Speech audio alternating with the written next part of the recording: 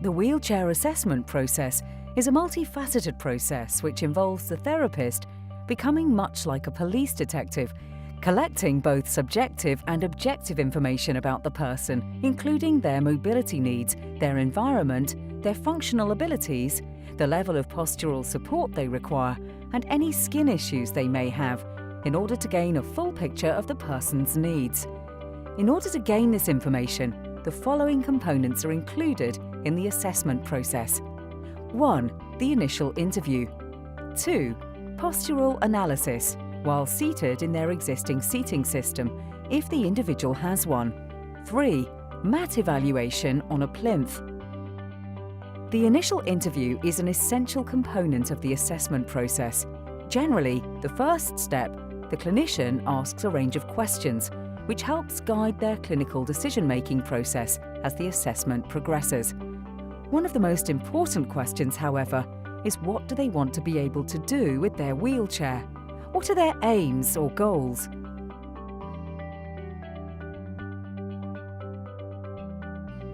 Observe how the person sits in their existing wheelchair. What do you see? What do they complain of? Sliding forward, for example. What is their posture like? Do they sit straight in the chair, i.e. symmetrical? Are any of the following common postural presentations present? Posterior pelvic tilt and kyphosis, anterior pelvic tilt and lordosis, pelvic obliquity and scoliosis, hip rotation, hip adduction, hip abduction, wind sweeping. Ask the person to sit upright. Check to see if they're sitting as far back in the wheelchair as possible. Ask them to lean forward or with assistance to see if the posterior pelvis contacts the back support. Locate the anterior superior iliac spines, ASIS, at the front of the pelvis using your thumbs. These feel like bumps located around where your belt would be if you were wearing one. Check if they're level. Assess hip movement with your hands cupped around the pelvis. Attempt to move the pelvis anteriorly, forward, and posteriorly, backwards. Assess how much flexibility they have when seated. Assess knee range of motion. Locate the hamstring muscles behind the knee. Extend the lower leg whilst keeping your fingers on the hamstrings and feel for any tightness. Also look at the pelvis. Does their pelvis move when you do this? Assess ankle range of motion, supporting the lower leg move, the ankle joint, pushing the toes down towards the floor, dorsiflexion, and then bring the toes up towards the ceiling, plantar flexion. Move the foot in the way and out the way, inversion and eversion, to determine whether the foot can be supported by a standard footrest. Assess for spinal curvatures. Stand either in front of the individual or behind them. Are their shoulders level? If one is higher than the other, this could indicate they have a scoliosis. Stand behind the individual. Look down at their shoulders to see if they're in a straight line. If one shoulder is more forward than the other, this may indicate spinal rotation. Ask the person to lean forward and lift their top up slightly. Have a look at the spine. Feel for the spinous processes to help detect any curvature. Asking the user to lean forward, or with support as needed, will also give you an indication of spinal flexibility. Whilst doing this, check if the user's back looks symmetrical, or if there is rib humping, one side of the back more prominent than the other. This can also indicate scoliosis.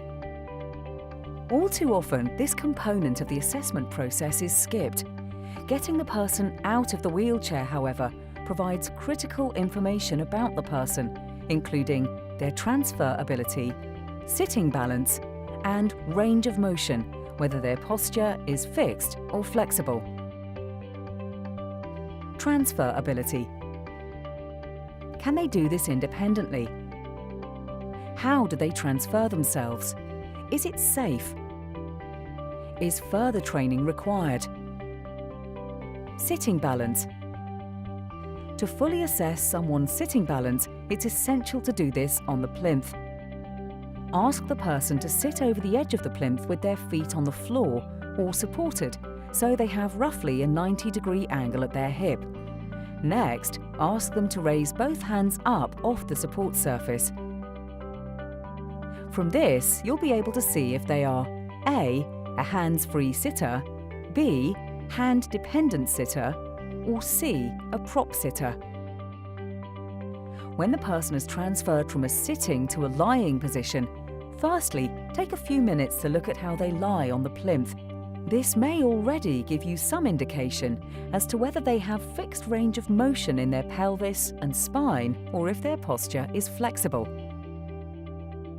To start, ensure the pelvis is in a neutral tilt by locating the ASIS at the front of the pelvis and ensuring they're level on the horizontal plane. Level the shoulders so that both acromial processes are level on the horizontal plane. If the shoulders cannot be leveled, the spine may not be flexible enough to permit symmetrical sitting. Support the user's leg or legs. Flex the hips towards the user's chest so that their hamstring muscles relax. Then extend the lower leg so that it's horizontal to the plinth or support surface. End joint range of motion can be felt when the pelvis starts to rotate posteriorly or backwards, or the coccyx can be seen lifting off the plinth. If the hip can be flexed to approximately 90 degrees, this is sufficient for a standard seat-to-back angle on the chair. If not, an angle-adjustable back support or reclining back support will be required to accommodate the hip angle. Repeat this process with the other hip. Flex the hips to as close to 90 degrees as possible, and then extend the knee as much as possible. If the knee cannot be extended with the hips flexed, then the hanger angle will need to be set to an appropriate angle for the user. Depth-adjustable footrests may also be beneficial. Check if the ankle can be dorsiflect to a right angle when the knee is flexed. If the ankle is able to bend, then the foot can be positioned on a standard footrest. If not, an angle-adjustable footrest will be required.